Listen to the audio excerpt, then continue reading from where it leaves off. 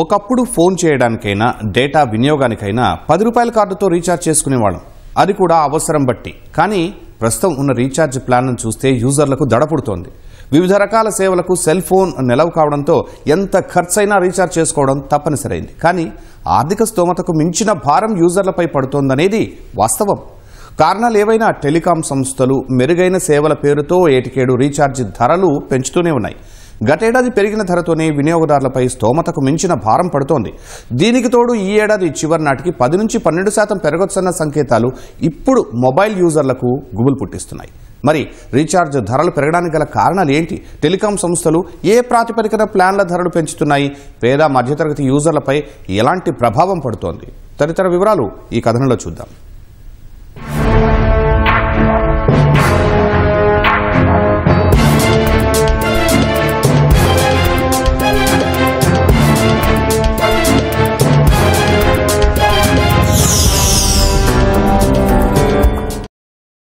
ప్రస్తుతం మన రోజువారీ జీవితాల్లో మొబైల్ ఒక భాగం, ఇంకా చెప్పాలంటే నిత్యవసరం.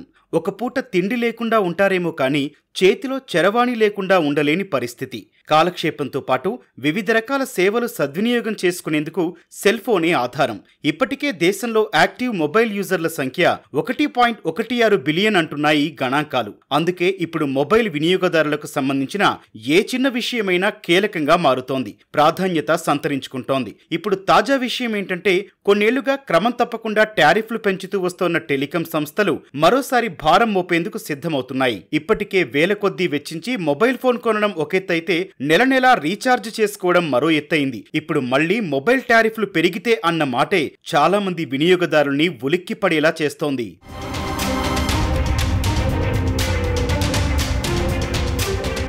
ఇప్పటికే యావరేజ్ రెవెన్యూ పర్ యూజర్ ARPUలు పెంచుకోవడం, ఆదాయ స్థిరీకరణ పేరుతో టెలికాం సంస్థలు ఛార్జీలు వడ్డిస్తూ వస్తున్నాయి. ఒక్కో యూజర్ పై వచ్చే ఆదాయం సుమారు 300 రూపాయలకు పైగా ఉండాలనే ఉద్దేశంతో ప్రముఖ టెలికాం కంపెనీలు గతేడాది దాదాపు 10 నుంచి 20% పైగా టారిఫ్లను పెంచాయి. ఫలితంగానే ఒకప్పుడు 3 నెలలకు 399గా ఉండే ప్లాన్లు ఇప్పుడు దాదాపు 800 నుంచి 1000 రూపాయల వరకు చేరాయి. నెలవారీ ప్లాన్లు కూడా ఇదే స్థాయిలో మారాయి. నెలకు 199 నుంచి 300 రూపాయల వరకు పెట్టాల్సి వస్తోంది. 2025 చివరి నాటికి రీఛార్జ్ ప్లాన్లు పెరగొచ్చని పలు టెలికాం నివేదికలు చెబుతున్నాయి. దేశంలోని ప్రముఖ కంపెనీలైన జియో, ఎయిర్టెల్ 10 నుంచి 12% టారిఫ్లను పెంచాలని భావిస్తున్నట్లు ఆర్థిక సేవల సంస్థ బ్రోకరేజీ జెఫ్రీస్ అంచనా వేసింది.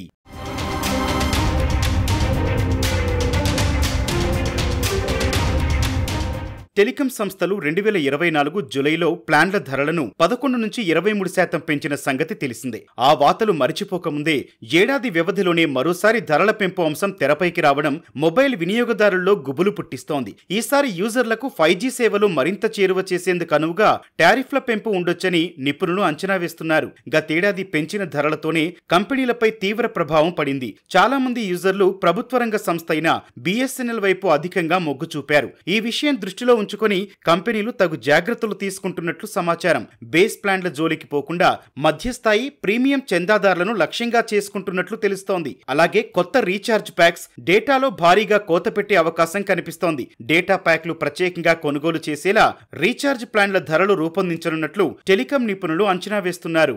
జూలై 2024లో కూడా ఈ టారిఫ్ ఇంక్రీజ్ అయింది. అప్పుడు అక్రాస్ ది బోర్డ్ ఇంక్రీజ్ అయింది. కానీ ఈసారి అలా కాకుండా అంచెలంచెలుగా ఈ టారిఫ్ పెంచే సూచనలు ఉన్నాయి. దీనివల్ల mid and high bill paying కస్టమర్స్కు భారం పడవచ్చు.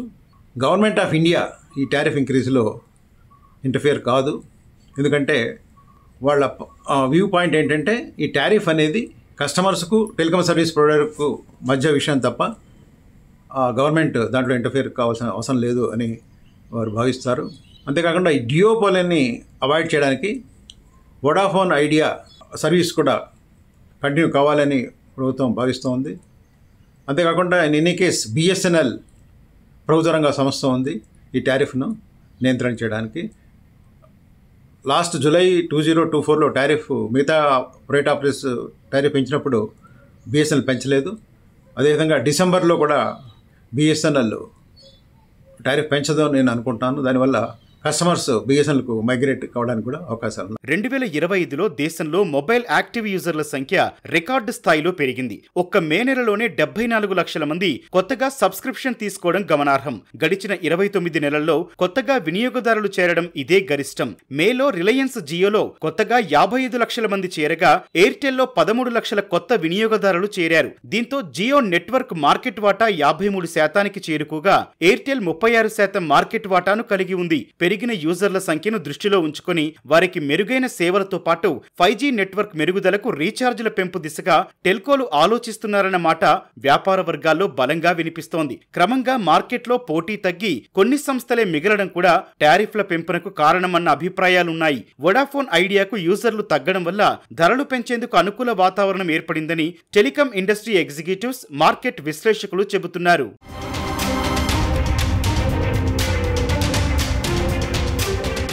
టెల్కోలను చూస్తే నిరంతరాయంగా వేగంగా డేటా సేవలు అందించడం కోసం సాంకేతిక వ్యయం పెరుగుతోందని చెబుతున్నాయి. వాటికనుగుణంగా మౌలిక సదుపాయాలు ఆధునీకరించాల్సిన అవసరం ఉందనేది వారి వాదన. నెట్వర్క్ విస్తరణ, టెక్నాలజీ ఆధునీకరణ ఖర్చులు పెరుగుతున్నాయని కొంతకాలంగా ఆయా సంస్థల అధిపతులు చెబుతూనే ఉన్నారు. వాటితో పాటు దీర్ఘకాలిక ఆదాయ వ్యూహం, నిర్వహణ ఖర్చులు, 5G సేవలపై అనుకున్న దానికంటే ఎక్కువ పెట్టుబడులు పెట్టాల్సి రావడం, స్పెక్ట్రమ్ అధిక ధరలతో ఛార్జీల పెంపు తప్ప మరో మార్గం లేదనేది కంపెనీల వాదన.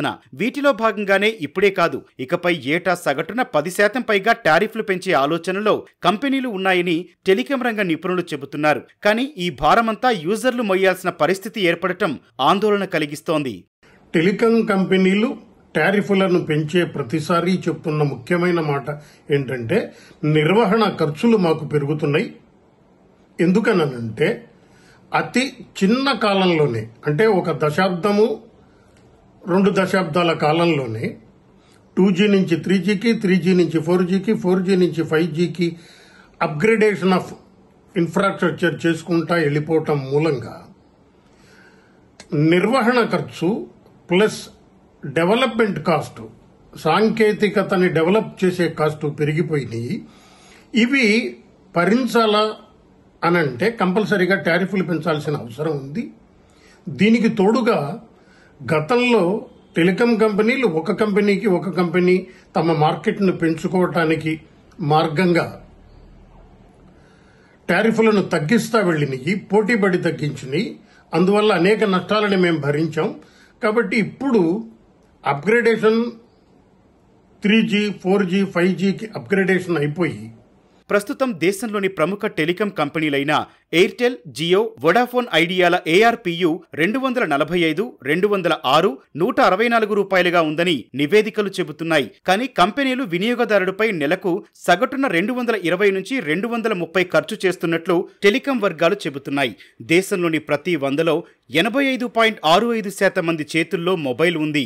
మొబైల్ వినియోగదారుల్లో 68.19% మంది ఇంటర్నెట్, డేటా వినియోగిస్తున్నారు. మరోవైపు ఓటీటీల్లో సినిమాలు, టీవీ కార్యక్రమాలు చూసేందుకు అపరిమిత డేటా కోసం బ్రాడ్బ్యాండ్ కనెక్షన్ల వైపు వెళ్తున్నారు. దీంతో డేటా వినియోగం విపరీతంగా పెరుగుతోంది. 3 ఏళ్ల క్రితం వరకు డేటా వాడకం నెలకు సగటున 12 జీబీగా ఉండేది. 2024 మార్చి నాటికి 19.30 జీబీకి చేరింది. ఇటీవల ట్రాయ్ గణాంకాల ప్రకారం 21 జీబీకి పెరిగినట్లు సమాచారం. దీన్ని బట్టి చూస్తే ప్రస్తుతం ఉన్న రీఛార్జీలతో పోలిస్తే ఆయా కంపెనీలకు ఆదాయం తక్కువగా ఉందని, అందుకే టారిఫ్లను పెంచే యోచనలో ఉన్నట్లు టెలికాం నిపుణులు చెబుతున్నారు. ఈ గణాంకాలు కంపెనీల లాభనష్టాల లెక్కలు, అభిప్రాయాలు ఎలా ఉన్నప్పటికీ మరోసారి టారిఫ్ పెంచేందుకు అవకాశాలు ఉండటంపై పేద, మధ్యతరగతి యూజర్లలో ఆందోళన వ్యక్తమవుతోంది. ప్రస్తుతం ఉన్న రీఛార్జీల ధరలే వారికి భారంగా ఉన్నాయి. ఎందుకంటే ప్రతి ఒక్కరి దగ్గర మొబైల్ ఉండటమే కాక చాలా ఇళ్లలో 3 నుంచి 5 మంది ఫోన్లు వినియోగిస్తున్నారు. వారందరి రీఛార్జ్ కోసం అధిక మొత్తం ఖర్చు చేయాల్సి వస్తోంది. ఇప్పుడున్న మినిమం రీఛార్జ్ ప్లాన్ల ప్రకారం ఒక్కొక్కరికి నెలకు సగటున 300 రూపాయలు వేసుకున్నా ఇంచుమించు నెలకు 900 నుంచి 1500 రూపాయల వరకు వెచ్చించాల్సి వస్తోంది. డేటా అవసరం లేని వ్యాలిడీ ప్లాన్లను కాస్త తక్కువ ధరకు అందిస్తున్నా ఇదంతా కుటుంబ యజమానికి స్తోమతకు మించిన భారంగా మారుతోందని పేద, మధ్యతరగతి యూజర్లు ఆవేదన వ్యక్తం చేస్తున్నారు.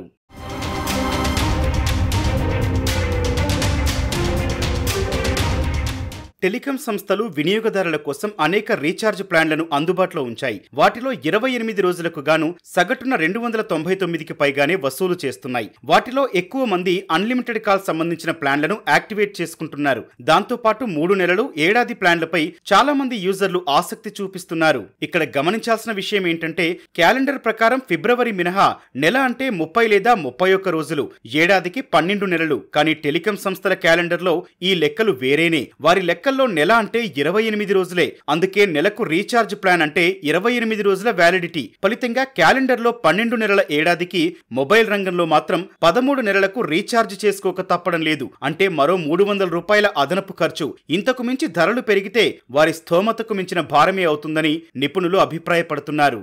6 ఏళ్లుగా మొబైల్ రీఛార్జ్ ధరలు 3 సార్లు పెరిగాయి. మొదట 2019 డిసెంబర్లో టెలికాంలు టారిఫ్లు పెంచాయి. అప్పటి నుంచి ఇప్పటి వరకు పెరిగిన పాపులర్ ప్లాన్ల వివరాలు ఒకసారి పరిశీలిస్తే 2019లో 28 రోజులకు 149గా ఉన్న రీఛార్జ్ ప్లాన్ 34% పెంచడంతో 199కి చేరింది. 84 రోజులకు 448గా ఉన్న ప్లాన్ 25% పెంచడంతో 558కి పెరిగింది. 2019 తర్వాత 2021 నవంబర్లో మరోసారి టెలికాం సంస్థలు టారిఫ్లను పెంచాయి. అప్పుడు 199గా ఉన్న నెల రోజుల ప్లాన్ 239కి చేరింది. 558గా ఉన్న 3 నెలల ప్లాన్ 719కి పెరిగింది. అంటే దాదాపు 20% పైగా ప్లాన్ల ధరలు పెరిగినట్లు తెలుస్తోంది. మళ్లీ 2024 జూలైలో రీఛార్జ్ల ధరలు టెలికాం సంస్థలు పెంచాయి. ఆ ఏడాదిలో దాదాపు 10 నుంచి 25% ధరలను టెలికాం సంస్థలు పెంచాయి. దీంతో 239గా ఉన్న బేస్ ప్లాన్ 299కి చేరుకోగా 719గా ఉన్న 3 నెలల టారిఫ్ 859కి పెరిగింది. టెలికాం ఆపరేటర్ ఆఫర్లు, వాడే డేటాను బట్టి ఈ ప్లాన్లు కాస్త అటూ ఇటూగా ఉంటాయి.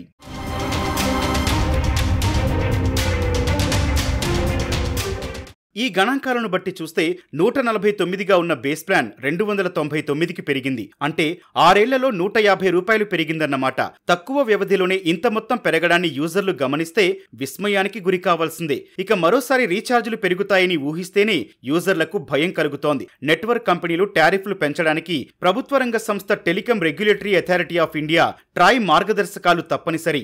అయితే మెరుగైన సేవలు, పెరుగుతోన్న డేటా వినియోగం, టెలికాం రంగ ఆర్థిక స్థిరత్వం, 5G సేవల నేపథ్యంలో రీఛార్జ్ ప్లాన్లు పెంచేందుకు ట్రాయ్ కూడా అనుమతించక తప్పట్లేదని టెలికాం రంగ నిపుణులు అంచనా వేస్తున్నారు. వినియోగదారులపై భారం పడకుండా ప్రభుత్వాలు టెలికాం కంపెనీలకు రాయితీలు కల్పించాలని అంటున్నారు. ఏదేమైనప్పటికీ కాయిన్ కు 2 వైపులు ఉన్నట్లు వినియోగదారుడికి మెరుగైన టెలికాం సేవలతో పాటు అధిక రీఛార్జ్ల ధరలను మోయాల్సిన పరిస్థితి ఏర్పడిందనేది వాస్తవం. దీనిపై ప్రభుత్వాలు దృష్టి సారించి పేద, మధ్యతరగతి యూజర్లపై భారం తగ్గించాల్సిన మార్గాలు కూడా చూడాలని టెలికాం రంగ నిపుణులు సూచిస్తున్నారు.